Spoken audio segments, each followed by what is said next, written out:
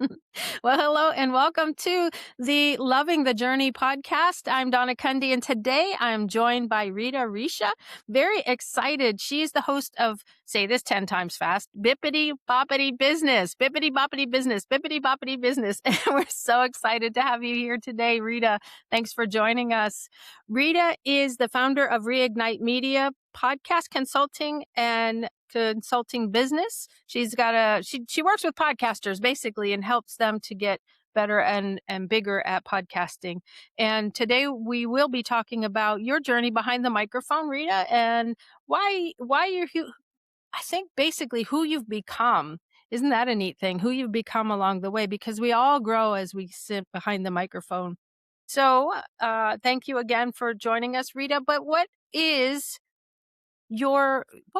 your reason for joining, to get behind the microphone? Why did you start? What was that call like for you? You know, I think they're, like you said, and you've mentioned maybe on other episodes on this show, it's a journey. And I don't think, unless you've had a traditional career in radio, then, podcasting was a seamless or maybe inevitable transition. But for me, I feel like uh, this was a culmination of different life experiences that inevitably brought me back to who I felt I was as a kid. So as a kid, growing up, did a lot of theater, did a lot of drama, did a lot of acting. I was super into like the arts and even as little as 4 years old, I auditioned to be the voice of an M&M commercial. I remember that at the time. And my mom would take me and encourage me to go to these things. Um, but she also noticed, she kind of stopped the child actor career thing. Probably for the best. I'm glad she had some sort of foresight for that. I don't know.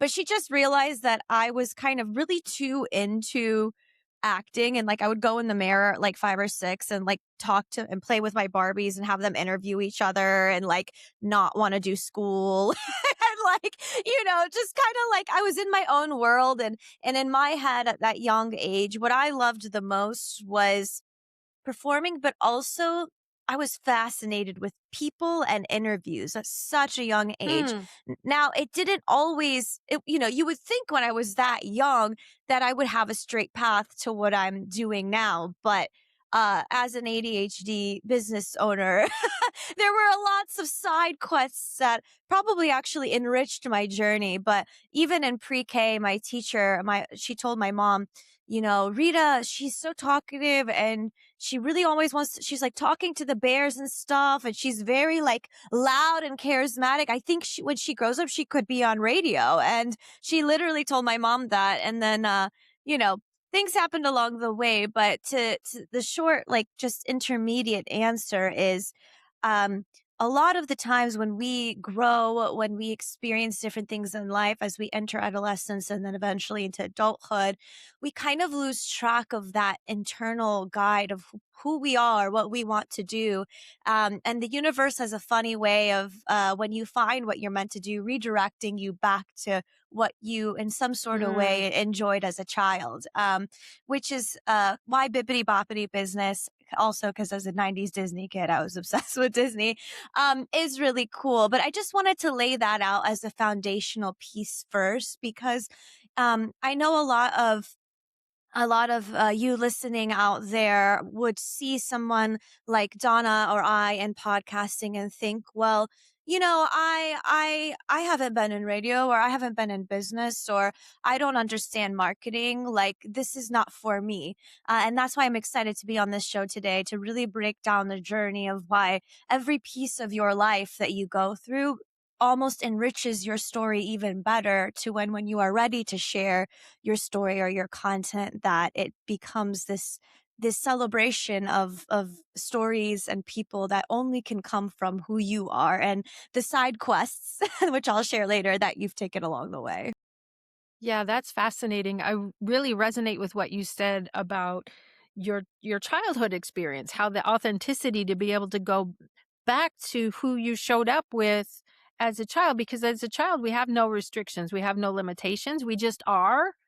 Right. Those come later, and to be able to find your way back to who you really were, that's powerful. Thank you. Yeah. I think it really is almost ironic because a lot of Disney stories do share that journey of somebody going off, discovering who they're meant to be, who they really are, and sharing in that. And that authenticity is something I think the best of the best podcasters, if you're a host and have an interview based podcast, um, that quality is really what makes your show interesting. So, moving into the journey a little bit deeper, right? That's some context there. A lot of time went by and I dabbled in all sorts of things like piano and the arts and whatever. And eventually in high school, eventually in high school, I started having this obsession with watching Oprah on TV. Like I was really my mom was always she's like, you can watch anything, but you come straight home from school, you turn on the TV and you're watching Oprah. And I started learning a lot about, um, this idea that you are a vehicle to share a story. At like 15, I was convinced. I was like, I'm going to be Oprah, guys. Like, this is it.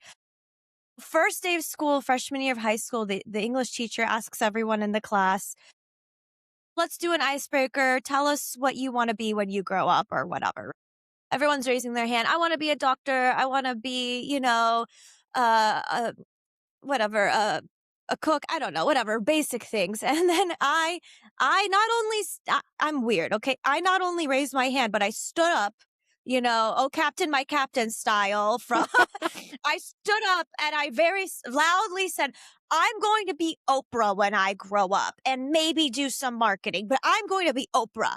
And then and then the entire class laughed. And I got so embarrassed because I was like, wait, like my whole life, like this has just been this like loved, welcomed, and encouraged thing when I was a kid. And now all of a sudden it's like, wait, I don't know. Was that bad? Like, did I just say something wrong? So everyone laughed and I was just like, I'll show you guys. I promise. And I was just like, I got really, I don't know. Anyways, so, I bring that up because there are many moments since then where I'm sure if you're listening, you've had a similar experience where you start to question what you want to do and who you are, and they kind of culminate. And that was just the very first innocent but really impactful one because it really made me just guess, like, who am I? Like, am I weird? Like, is it not cool? So fast forward, long story short, towards the end of high school, and it was time to graduate high school. And I had it set in my mind that I wanted to go to UCF and University of Central Florida in Orlando because I was going to be the Disney person that was going to work there, get the internship and right? Like maybe just because I did performing, like I was the Disney Channel girl package. Like I was ready. I was ready to be that girl. But reality kind of sunk its ugly head in and really quickly, because of a lot of, my dad was an entrepreneur. He had a restaurant and, kind of country line dancing nightclub business for a long time. We fell on some hard times and unfortunately the 2 weeks before my graduation, I was told that my college fund that my mom had saved for my Mm. entire life had to be used. And in order to save our family because he had lost the business. We'd lost like all of our cars. Like these things just started happening and it was just like, oh my God, like what's going on? And they weren't really talking to me because of course they're doing their best to try to like protect me from it. But inevitably um, that summer it was like, okay, well, we lost our home too, and we were homeless for like 2 months.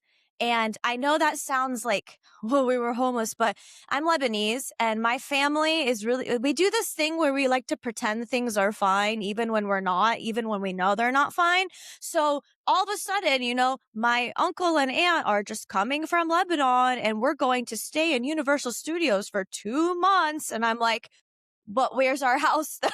You know what I mean? Like, but like, I'm like 18 years old. I'm fully aware. They're like, oh, we're going to sell it or get rid of it. I'm like, I understand what's going on, guys. Like, I know what's happening. So, I say that with humor, but at the time it was hard. So I had to basically in one summer, like give up everything that I wanted and decide how am I going to support my parents, pay for my own college, all these decisions that like I had no wherewithal of because I was in my own Disney girl head.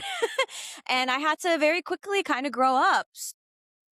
I got a job at a car dealership because it was posted on Craigslist, and in my head I thought it was a really important position because it said director of first impressions or whatever. And it was like, oh, I'm going to be a director. I've never had a job, but I'm going to be a director. I'm going to have my own office. I'm going to show everyone that like we're okay and I can help my family. It ended up being a door greeter position. They did give me an office with my name on it, and I did get to say I was a director, but I was literally directing people into the office and saying hello like to people. And I started my accidental journey into the automotive industry. I worked at BMW for a couple of years. I worked at Tesla, and the whole time I was working there, I was just trying to support my family in any way that I could, but I was lost. I was truly lost. I was like seeing my friends going to UCF, starting their college journey, and I was working like multiple jobs on the side, like side hustles, like while I was at working at these automotive places just to be able to pay for my own college, and I was going like online. Now, the first year I was able to go more in person because I got a partial scholarship. I was part of a choir, and like that group of people really saved me because, you know, having people around you that are, that share that love of art or whatever it is for you, if you're listening during a hard time, really is what lifted me up. And like, I'm forever grateful to those people in the choir program at FSCJ. Hmm. But anyways, so I'm kind of skipping over a lot, but getting to the point of, I had a plan. God laughed. We had to pivot.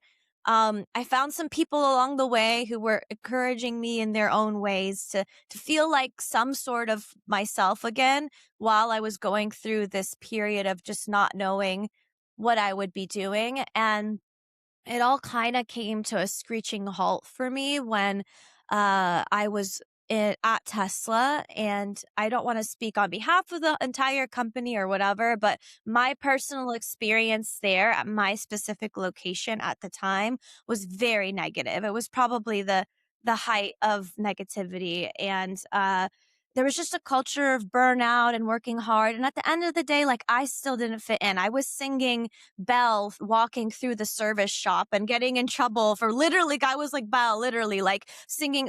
There's people doing lifts and work, and I'm just walking around like singing through the shop. Like my head is just like not there, right? And I was 22 ish. And I remember being so tired, so sad, like working really long hours, just truly not knowing in my heart of hearts, like this is not what I wanted to do, but it made a lot of money. At that point, been able to move out and live on my own. And I thought, this is what you need to do. This is what you should do as an adult. You get the corporate good job, you pay for your bills, and you suffer until you get to go on vacation.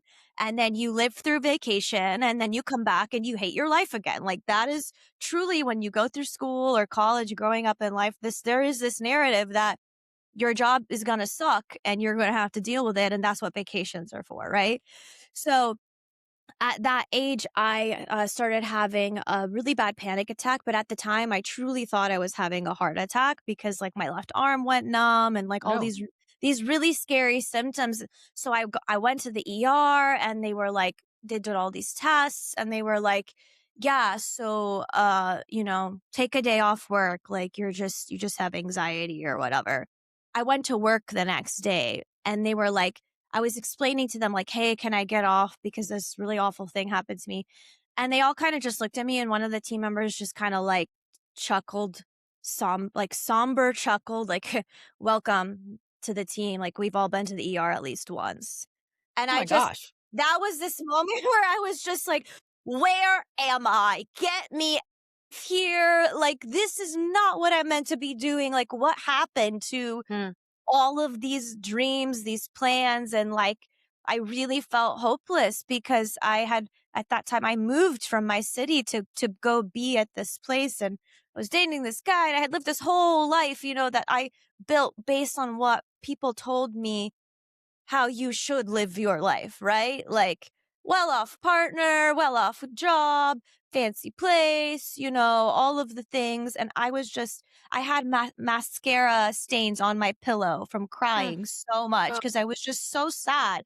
And if I could go back to that little Rita and just go like, girl, like, you will not believe what your life is going to be in 10 years from now. Like, you just need to listen to your gut. You have to leave.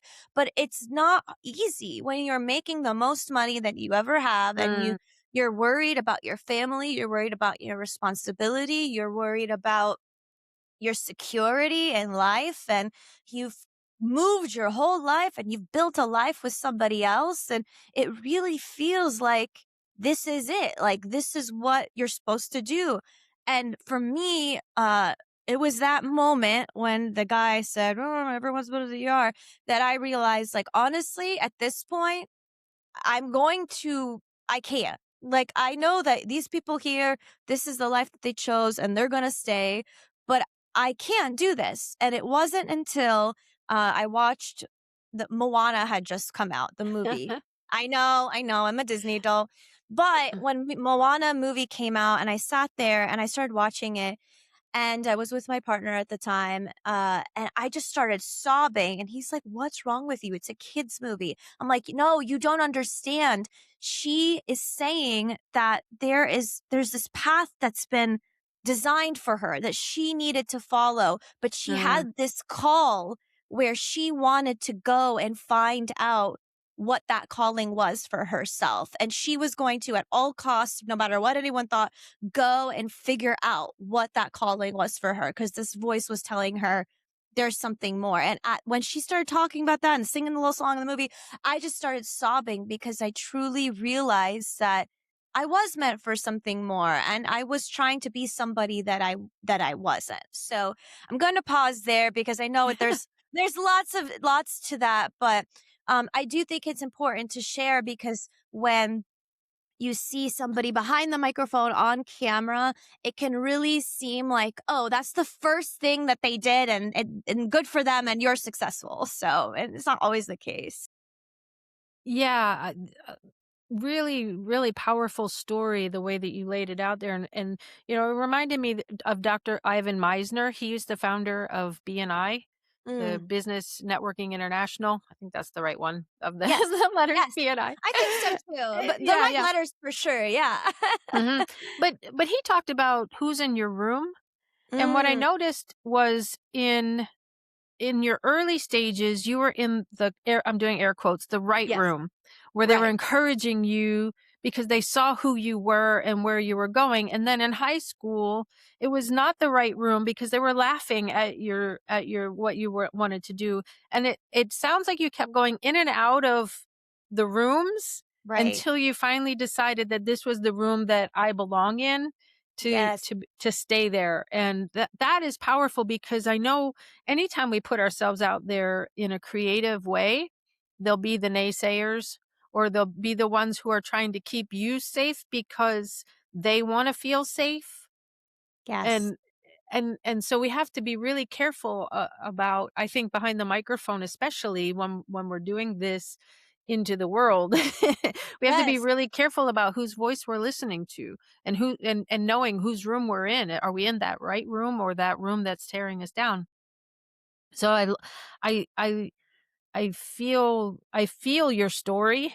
I don't want to say I liked your story. I feel your story, right? Because Yes. it seems to have that happy ending of all the Disney princesses. Yeah, I know, but I truly do feel that way. And thank you for receiving that story well. The point is so true. It wasn't until there were many things, of course, in addition to that got me thinking, like, am I in the right room? That's so well Mm. said. But there was a quote about something about if you're a fish and you're trying to climb up a tree, Mhm. Like, I'm doing the quote wrong, but like some fish are not meant to climb up trees. They're meant to find their pond or whatever, Mhm. right? Mhm. And I was just like a fish, like truly climbing up these wrong trees and wondering, in addition to what, these negative experiences were, wondering what was wrong with me, because there's a lot of self-doubt and shame and negative speak that can come with these experiences that really start to make you question, like, am I even good enough? Like, what am I supposed to be doing? Right. So the turning point, the call, all of that in my head, I process it and I make the bold decision to move back home in with my parents and just finish school for real, for real. Because at this point, I had been taking one semester on and off.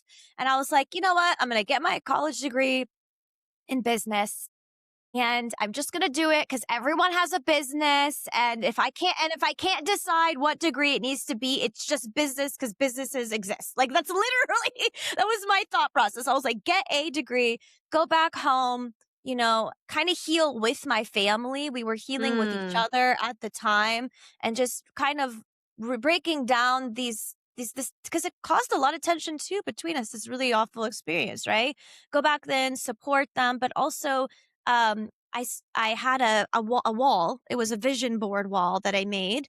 And I had started like taking out quotes from magazines and all sorts of things and printing them about what I wanted my life to look like. And one of the quotes I had is, I want a life that I do not need a vacation from to enjoy. Mm. Mhm. Because it's really sad to think, like, back to what I explained earlier, how many of us just, like, we have TGIF. exactly. But like, what about all the other days in Yeah, yeah, between? Like, yeah. we only have so much time on this earth. And luckily, I was privileged enough to be able to move back in with them and support them, kind of get a place going for us all together. And the side quest journey of multitude began, because I went from a very cushy corporate job to moving back to my city in Jacksonville, and literally no one would hire me. Like, everyone at my Mm. prior job was like, if you leave here, there will be no issues. You'll find a job. If you worked at this company, anyone will hire you. I wasn't even getting a job interview at the retirement home for a receptionist position. Like, it was like, in a way, at the time I was annoyed, but in a way, I feel like it was God or universe or whatever, just being like, going to let you do something else. Like, I am going to force you to end up where you're supposed to be. That's how Yeah, I yeah, yeah. personally feel about it. So what happened is I started exploring, okay, well, if I don't like this job and I can't figure out what I want to do in life, let me go by process of elimination. I'm going to try a lot of things and just see what I don't like. And that was the first, and I had a board and I would write it all down. Like, I tried this, I don't like it. I tried this, I don't like it. And I know that sounds chaotic, you know, as as someone who grew up in a culture where, you're 15, tell me what school you want to go to, what you want to be when you grow up, pick one thing, and then we're going to shame you if you've done anything else other than Mm. that, right? I was like, let me flip it. Clearly, I have decision making issues. Like, let me just go by process of elimination. And that was a really wild time for me too, because I really did the weirdest jobs possible. That relationship that I was in, the guy, we ended up not making it work, whatever, boohoo. I was really sad about it because I didn't see it coming as an adult, like, with a fully frontal lobe form. And I get why it happened. But anyways, so yeah, I did weird things, from being a spray tan artist, where I was really not certified, but a guy in my neighborhood, I babysat their kids. I babysat their kids, and he had this business, and I gave the worst spray tans that I have nightmares about these poor women that came in, and I was like talking to them and chit chatting. We were having a great time. And I remember one woman tipping me, and then she turned around and there was just a line across her body and she didn't know. I didn't know what to say. And I'm sorry, lady, if you're listening. I know you had to go to a wedding. I love you. I don't know why they hired me. I'm sorry, girl. But, it was like things like that. And I was teaching piano and teaching vocal and kind of getting back, to kids, and like kind of getting back into like into myself. Like, what do I like too? So elimination, Yeah. also trying to understand what I like. I got my English teaching as a second language certification online. Um, and I was like, maybe I'm watching YouTube at this time and getting really into it. And there's these girls that were like moving to like Japan and teaching English abroad. And I was like, maybe I could do that. I was just like, possibilities are endless. Okay. But then I started really thinking about like, okay, I was working at the daycare and doing all these things, and I was like, okay, we need to lock in a bit here. This is a little chaotic because at one point I had like 4 or 5 things all happening at the same time. And it wasn't until I saw a post on Craigslist. I don't know why I thought going on Craigslist at this point in my life is where you find jobs, but I don't recommend it. It's just saying it works. I worked for me, but like, don't do that. Like, please don't. It's not a Mm. real place to find jobs. Anyway, so I saw this posting for a local law firm, and they needed a one-time like 1 week project of like videos filmed and stuff, like content. And I talked to the attorney at the time, and I was like, yeah, I could do that. I could totally do that. Because what I didn't tell you is, growing up as a kid, I was the kid that would like steal the digital camera that from the house that we had and make silly videos like with my friends. And I would film me talking to these Barbies and stuff. So like, I would edit them for fun on my like little itty bitty MacBook. So I didn't know at the time that that hobby was a skill that could actually come in Mm. and be helpful later. But in my head, I'm like, I can film videos for this law firm. I'll figure it out, right? So we talked. She gave me a shot, and she was like, "So tell me, like, what equipment do you have?" And I was like, "I have an iPhone 7, and that's it." And this is a professional like law firm, right? Here's the part where I'm forever grateful for. This woman, she believed in me, okay? Mm. She gave me a shot. Clearly, I was not very qualified for this, but she was just like, I like you. Like, I'm going to give you a shot. I'm going to give you like a $50 stipend for like other equipment. Come in, let's try it. At the end of the week, if we like what we do and I like the videos, I'll give you $1,000. And I was just like, for me, with all the random side hustles that I was doing, that felt like $1 million, like $3 signs in front of it for me. I was like, oh my God, yes, this lady is going to let me film our videos. So I come in using $25, bought a lav mic for the iPhone from Amazon, maybe some cheap tripod or whatever too for the iPhone. And Donna, guess what kind of lighting, quote, air quote, lighting that I brought to this law firm? Tell. Just take a guess. An actual floor lamp from Oh, Walmart. nice, nice. In uh, so in my Honda Accord, my 2006 Honda Accord, I stuffed this whole Mary Poppins-esque, stuffed this whole lamp into the car, and I come out tripod and lamp, like two. And now that I actually work in professional production, I'm like, girl, like, all right. But I show up, I film all these videos, and I realized there was like 50 videos or something we had to edit in a week. So I went to my brother, and my brother had this side hobby. He's 5 years younger than me, where he'd like do video games and make little videos of him like playing video games online or whatever, Mhm, like mhm. that type of a thing. So I was like, bro, I'm way in over my head here. I have so many videos to edit. If I buy you like a video game at the end of this week, can you help me edit these? Cause oh my God, like we have a deadline. And she gave me like Friday night to go in. So we edit them together, whatever.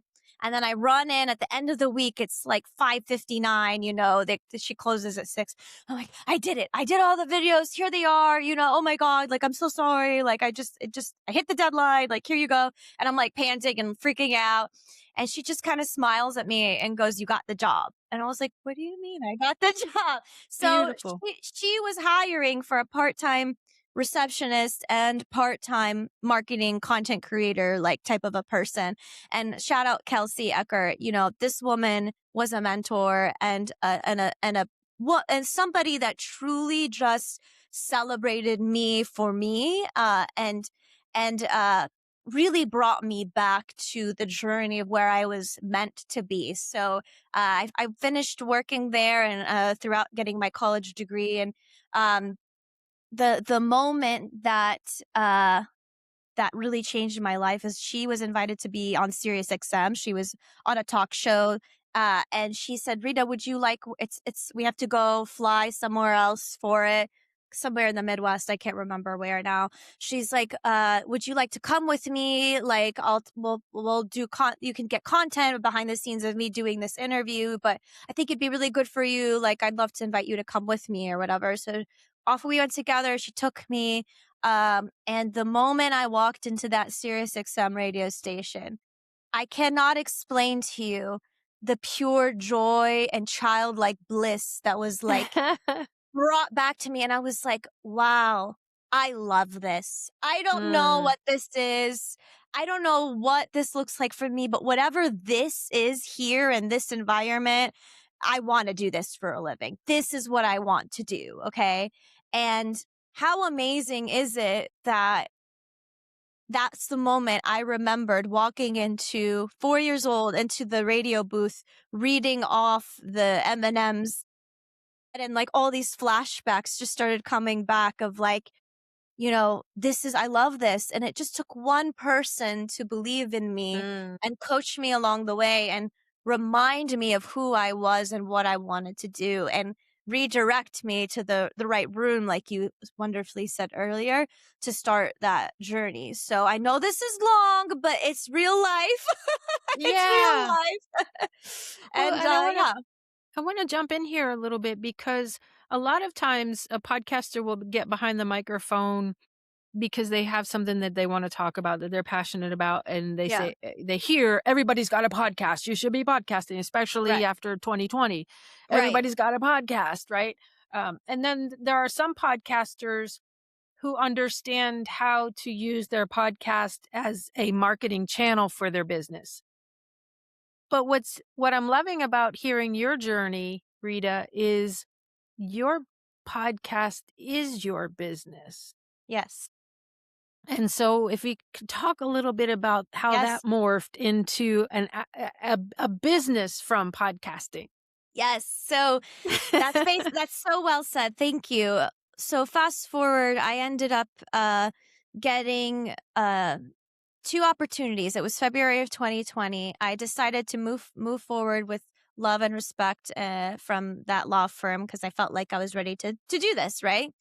And I had two opportunities. I had an opportunity to work as an intern at Disney for a college internship program. Nice. Right. And then I had an opportunity to actually work as a podcast producer at a podcast agency based out of New York. I had two offers at the same time, February of 2020. And I told my mom, my work, again, we're very Middle Eastern. And I was like, Mom, I have these two opportunities. What do you think I should do? Thinking she's going to be like, do the Disney thing. Right. And she's like, I don't think you should do it. I'm like, do what? Like Disney?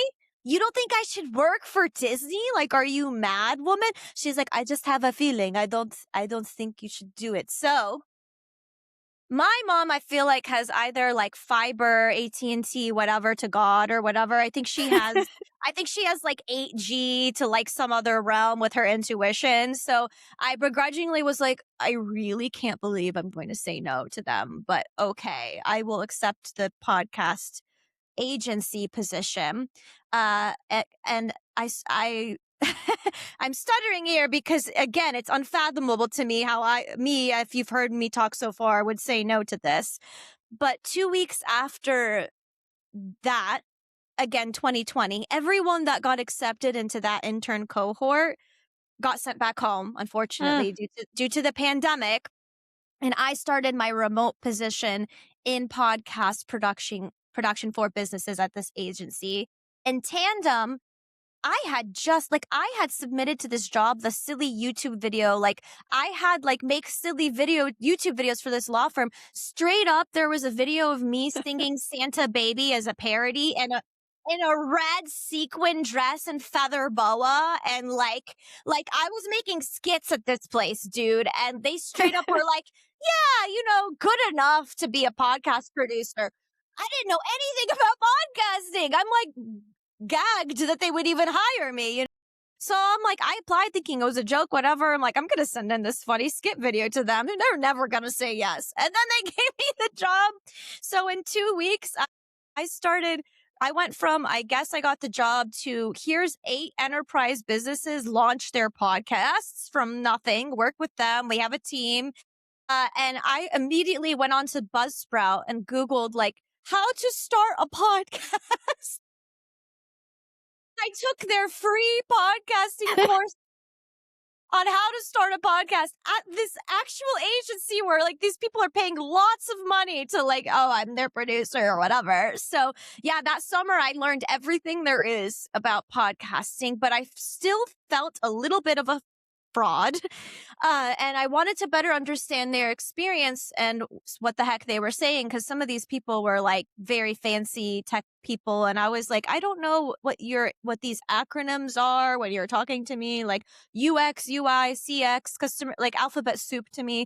So I was like, I need to start my own podcast because I need to personally understand this experience. I need to, in order to be a better producer, I need to be a host and I need to have my own show. And I also need to understand these business things that they're talking about too, if I am to help them craft a narrative or a show that would make sense.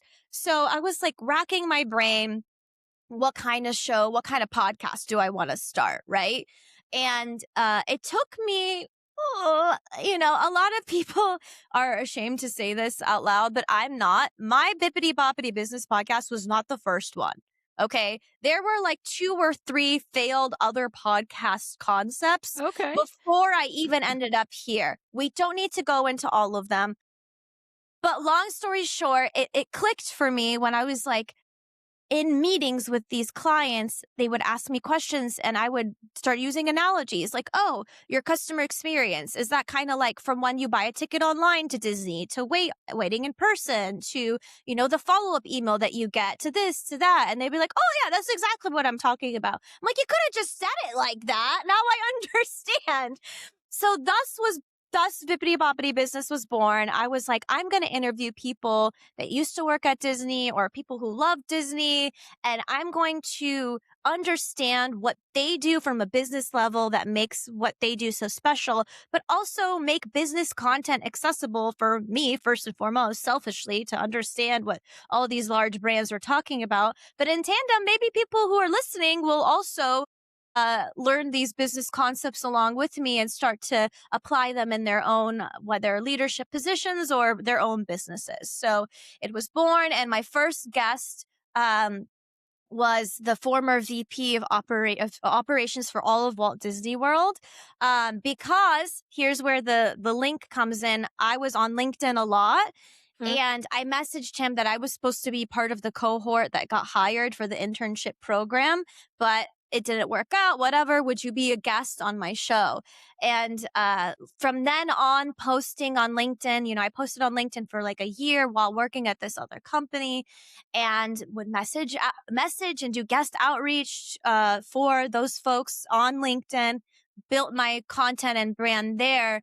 And I would have never thought that one decision because I wanted to be a better, I guess, employee at the time, really, to start a podcast would leave me where I am today, because I started getting really involved in things like Podfest in Orlando. I started being involved in a local community here in Jacksonville, Florida, Jacksonville Podcasters United, going to networking events, meeting other podcasters. And I was just in my room, in my studio apartment by myself doing all of this, getting to meet people from all over the world. And I even got to fly out to LA to interview a Disney animator on my show. And these big things started happening to me that they were just blowing my mind. So how is it a business? Well, I was no longer with the agency anymore. And I made a post online that, hey guys, unfortunately some layoffs happened, whatever. Like, I would like, does anyone have a job? Like, does anyone have anything that I can, like, what can I do? And to my surprise, the response was, well, can you just produce my podcast for me? And I started getting DMs flooding into my inbox because I had built this brand and this show authentic to myself for a whole year before asking anybody for anything, not realizing that I was starting a business when I was doing that. Taking all of the things that I was learning from back end production and marketing best practices at this agency and implementing them into my show, and really trying to build relationships as well. Like, I'm bringing this back this year, but I would make custom little gift boxes and mail them to my guests, and figure out what movie or character they liked, and try to really spend time and being intentional in that follow-up process to just have fun and build genuine relationships. And now here we are, it's 2026, going from 2020 to now, and doing the work that I do. I really am so grateful that I decided to keep listening to myself and find the right room, because again, those podcasts that were failed, I was listening to other people. Here's what you How should, about that? here's the podcast you should start. If you're starting a podcast, here's the things that you should do. You should End up do this. shitting all over yourself. Yes, you should do this. You should do that. The moral of the story is, you know what you're meant to do. You just need to find the right people to help enable it, but not necessarily tell you what you should do, because you really only know what you want to do in life, right? Mhm, So mhm. yeah, and then here we are today. Yeah. Yes. And are you able to talk about your other podcast? You have more than one. Yes. Yes. So the other podcast is called it is a podcast from a company called Lenovo. It's called Work Reborn. It is their show. I get to be contracted and be a host on the show and be part of an amazing team of multiple people that produce this wonderful show. Be the Stage is the event production company that reached out to me and asked me to come on and consult and do that. So we go to events and conferences and go on tour and interview people about work and technology and the balance of that in the workplace. And so that's the other show that I have too. It's fantastic.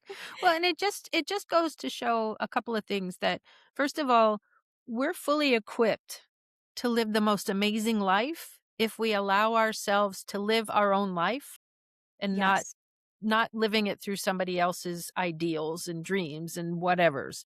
So kudos to you for hearing your own voice through all of that and coming back to this. And also, the fact that whether you wake up to say I'm going to make podcasting my business or not, you can still get there if that's your path to follow. And what an amazing thing, because I hear a lot of I talk to a lot of podcasters, and I hear a lot of podcasters say, "Well, I'm not in it for the money. I don't want to monetize anything. I don't," and that's all well and good if that's really what you want. But it doesn't have to be that way. And I love that about your story. It doesn't have to be that way. And you're both a podcaster and a producer, and you help others get started on the podcasting journey. So, I really resonate with so much about what you say and where you've been and how you got here. It's fantastic. Thank you so much. I think something else I'd like to lean in on, which is something you're saying here, is um, a lot of us can be put into a box even if we find out what we want to do, right? So something that I struggled with is, oh, I'm the host of this Disney business podcast. That's the only thing I can be and do now. That's my Mm, niche. Like, I right, have to right. be one thing, right? But truly, as if you're a creative or a storyteller, you have permission to do multiple things in life. You would never hear a show like Bippity Boppity Business and go, oh, Fortune 500 tech podcast host. That makes sense.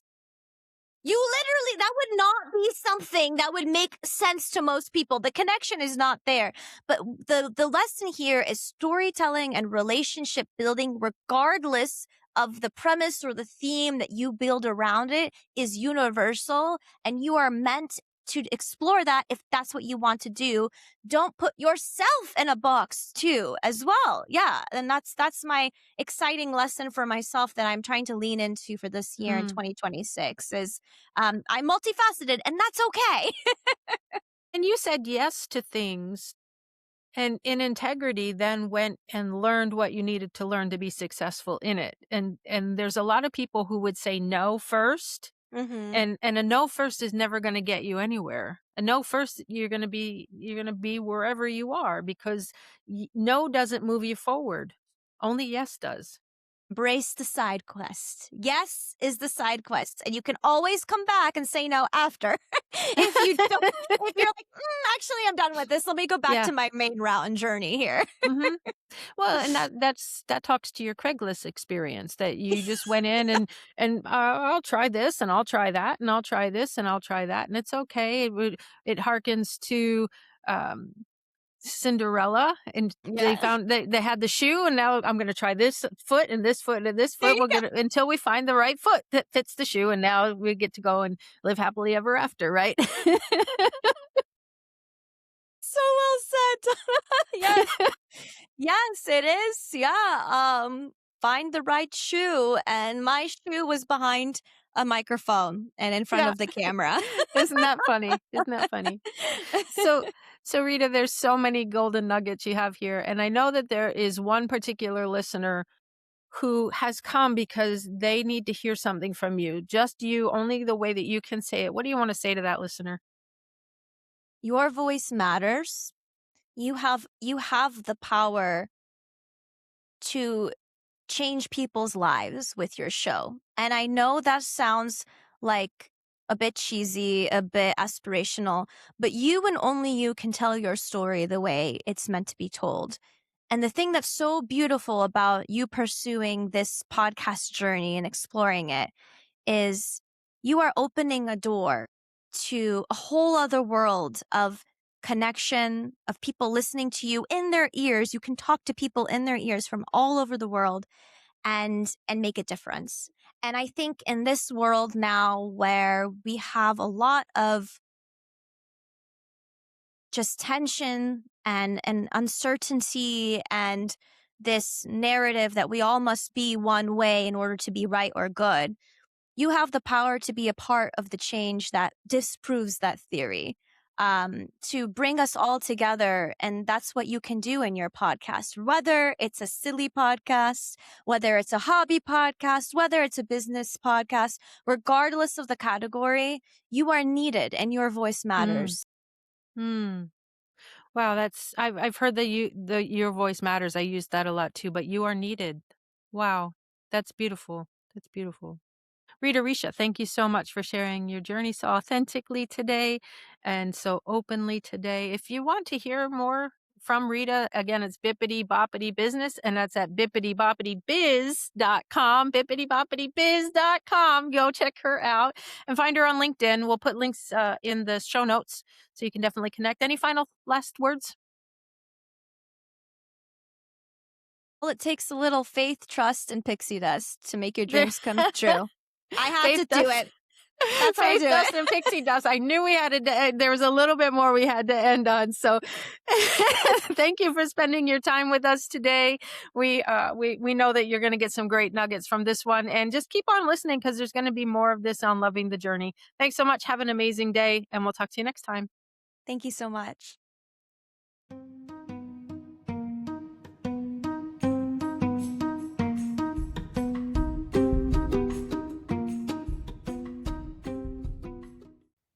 Hey there, it's Donna. Here's something we're thinking about. What if the reason your ideal clients are not finding you has nothing to do with your expertise and everything to do with 5 specific gaps in your online presence that you can't see yet? The Influence Scorecard was designed to show you exactly where those gaps are and what to do about them. We will review your podcast, your website, or your social media presence using the 5 tenets of influence: be seen, be heard, be easy to follow, be the solution, and be paid with purpose. And we're going to deliver a personalized review to your inbox within 48 hours. Every scorecard gets human eyes on it before it reaches you, and it's completely free. Click the link on the screen or go to 365businessmaker.com/scorecard to get started today.